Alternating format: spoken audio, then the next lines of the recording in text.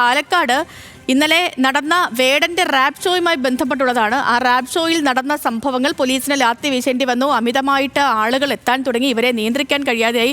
പലരെയും കാണാതാകുന്ന അനൗൺസ്മെന്റുകളൊക്കെ നമ്മൾ കേട്ടു.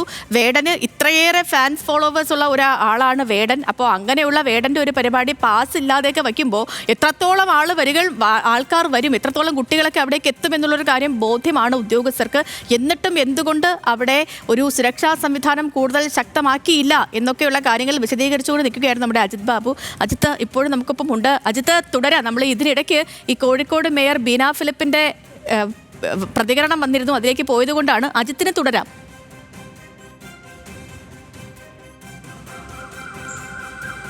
സേതുലക്ഷ്മി, അത് ഏറ്റവും പ്രധാനപ്പെട്ട പ്രതികരണമായിരുന്നു. അതുകൊണ്ട് തന്നെ ഞാനും അത് വളരെ ശ്രദ്ധയോടെ തന്നെ കേൾക്കുകയായിരുന്നു. പാലക്കാട് വിഷയവുമായി ബന്ധപ്പെട്ട് സാംസ്കാരിക വകുപ്പും പട്ടികജാതി പട്ടികവർഗ വികസന വകുപ്പും സംയുക്തമായി നടത്തിയ ഒരു പരിപാടിയിലാണ് ഇത്തരത്തിലുള്ള വീഴ്ച ഉണ്ടായതെന്നുള്ളതാണ് വളരെ ഗൗരവത്തോടു കൂടി കാണേണ്ടത്. മതിയായ പോലീസ് സ്ഥലത്തുണ്ടായിരുന്നില്ല.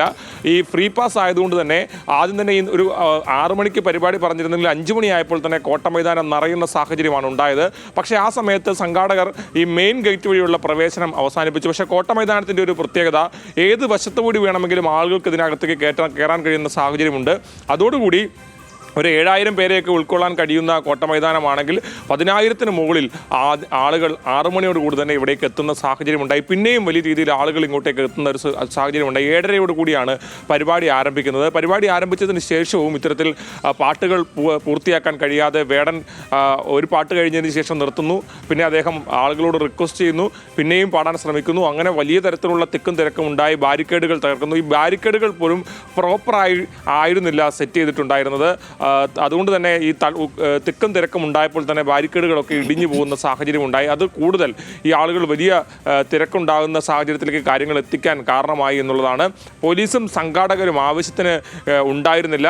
സംഘാടകർ തന്നെ ചില ആളുകൾക്ക് പോലീസിൻ്റെ ലാത്തി വാങ്ങിച്ച് വരുന്ന ആളുകളെ തല്ലുന്ന സാഹചര്യം ഉണ്ട്. അത് നിയമവിരുദ്ധമായ കാര്യമാണ്.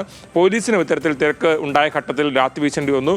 ഇപ്പോൾ ഈ കാര്യത്തിൽ സാമൂഹ്യ മാധ്യമങ്ങളിലൊക്കെ വലിയ വിമർശനം ഉയരുന്നുണ്ട്. വലിയ തരത്തിലുള്ള ഗുരുതരമായ അപകടമുണ്ടാകുന്ന സാഹചര്യമാണ് ഒഴിവായത്. നിലവിൽ ഇന്നലെ ഒരു 15 പേർക്കാണ് ദേഹാസ്വസ്ഥ്യവും ശാരീരികമായ അസ്വസ്ഥതകളുമൊക്കെ മൂലം ജില്ലാ ആശുപത്രിയിൽ പ്രവേശിപ്പിച്ചത്. പക്ഷേ അതിനും അപ്പുറത്തേക്ക് വലിയൊരു അപകടം ഒഴിവായി എന്നുള്ളതാണ് സാമൂഹ്യ മാധ്യമങ്ങളിലൊക്കെ ഉയരുന്ന വിമർശനം. മാത്രമല്ല പാലക്കാട് BJPയുടെ മണ്ഡലം കമ്മിറ്റിയും ഇത്തരത്തിൽ ആരോപണം ഉന്നയിച്ചിട്ടുണ്ട്. പരിപാടിയിൽ ആളുകളെ നിയന്ത്രിക്കാൻ മതിയായ നമുക്ക് ഇത് ദൃശ്യങ്ങളിൽ തന്നെ നമുക്ക് വ്യക്തമായി, കാരണം അവിടെ എത്രമാത്രം സംഘാടക വീഴ്ച ഉണ്ടായി എന്നുള്ളൊരു കാര്യം ഇന്നലെ തന്നെ അത് വ്യക്തവുമായിരുന്നു. ഇത്ര ആളുകളൊക്കെ വരുമെന്നൊരു എക്സ്പെക്റ്റഡ് ആയിരുന്നു ഈ ഒരു സംഭവം. പക്ഷേ എന്തുകൊണ്ട് അവിടെ മതിയായ സുരക്ഷാ സംവിധാനം ഒരുക്കാൻ കഴിഞ്ഞില്ല എന്ന ചോദ്യം ആ സമയം തന്നെ ഉയർന്നാണ്. നടക്കട്ടെ, അന്വേഷണമൊക്കെ നടക്കട്ടെ. അതേ മുറയ്ക്ക് വീണ്ടും ആ വിവരങ്ങളിലേക്കൊക്കെ എത്താം. അജിത് ബാബു ആണ് പാലക്കാട് നിന്ന് വിവരങ്ങളൊക്കെ നൽകിയത്.